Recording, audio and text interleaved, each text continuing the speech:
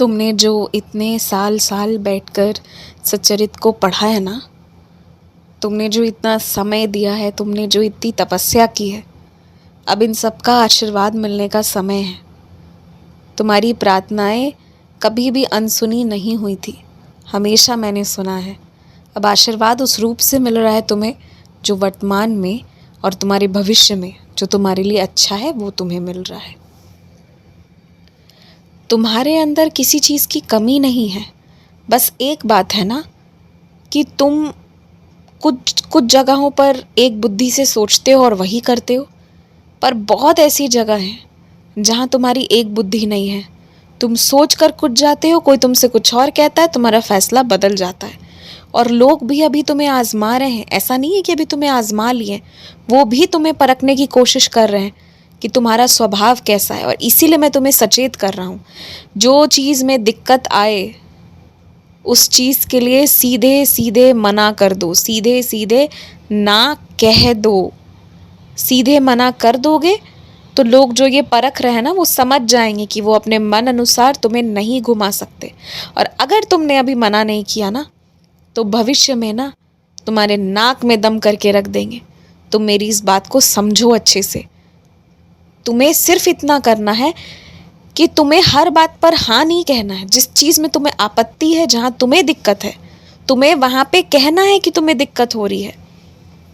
हर चीज़ को चुपचाप मुंह बंद करके स्वीकारोगे तो लोग अभी तुम्हें आजमा रहे हैं और समझ जाएंगे कि तुम वो हो जिसे जो बोल दिया जाए वो उसे मान लेगा। फिर हर इंसान ना अपनी अपनी बात तुम्हारे ऊपर लागू कराना चाहेगा।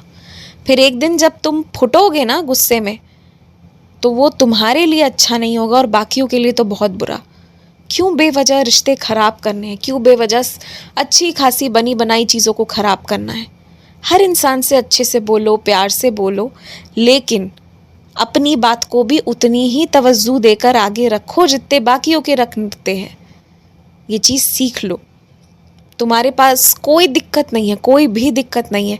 बस जो गड़बड़ होती है वो इससे होती है ना कि तुम्हारे फैसले बहुत जल्दी जल्दी बदलते हैं, तुम्हारा मन बहुत जल्दी जल्दी भागता है। और इसीलिए मैं तुमसे कहता हूँ, ध्यान करो। ध्यान करना बहुत ज़रूरी है। ये बात बहुत सच है कि तुम्हारे घर जो दिक्कत आई थी जिस बच्चे पर, वो इसलिए नहीं आई थी कि वो उस पर दिक्कत आनी थी। ये बात बिल्कुल सही है कि जो तुम्हारे घर के लोगों को लग रहा है ना कि ये किसी की ईर्ष्या या किसी की कुछ करी धरी हुई चीज़ें हैं, उसके वजह से आई हैं। तुम्हें जो लग रहा है, जो समझ में आ रहा है तुम्हारे परिवार को, उसमें वो गलत नहीं है। लेकिन तुम मेरी एक बात समझो, बहुत स्थिर से समझो। जो चीज़ भविष्य में ना 10 गुना ज़्यादा तबाही बनकर आती, वो वर्तमान में ज़रा से में होकर चली गई। और तो और ये परेशानी अभी आई, इसी बहाने तुमने ऊदी का उपयोग किया।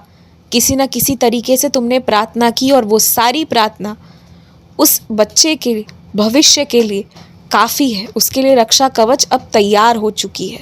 तो जो हुआ और जो हो रहा है ना, हर चीज़ के पीछे एक कारण है, बेवजह कुछ नहीं हो रहा। जो मेरी पूजा मन लगाकर ध्यान से करेगा ना, उसे जीवन के हर एक क्षेत्र में रुचि होगी और वो अपने आप को हमेशा सुधारने में लगा रहेगा। और वैसे भी तुम्हें किसी से फ़र्क नहीं पड़ना चाहिए, तुम्हें किसी के बारे में नहीं सोचना चाहिए, तुम्हें बस अपना भला सोचना चाहिए। हमेशा बस अपना भला सोचो। और तुम किसी को जब दान कर रहे हो, किसी का कल्याण कर रहे हो, इसमें भी तुम्हारी ही भलाई है कि तुम्हारे हिस्से अच्छी चीज़ें लिखा रही हैं। क्योंकि जब तुम किसी का भला सोचोगे या बुरा सोचोगे ना, तो इसमें बहुत सारे कर्म जुड़ जाते हैं। बुरा सोचोगे तो तुम्हारे कर्म जुड़ गए कि तुमने बुरा सोचा है। और अगर तुम भला सोच रहे हो, फिर उससे भी तुम परेशान होगे कि मुझे कैसे करना है, क्या करना है, वहाँ भी तुम्हारे कर्म जुड़ेंगे। लेकिन जब तुम सिर्फ अपना भला सोचोगे ना, तो इसमें भी तुम किसी का गड़बड़ नहीं करोगे। ये बात है। तो इसीलिए अपनी भलाई सोचो, अपनी हिफाजत सोचो, और उसके लिए जो अच्छा है, जो करना ज़रूरी है, वो सब करो। सांसारिक रूप से भी, आध्यात्मिक रूप से भी।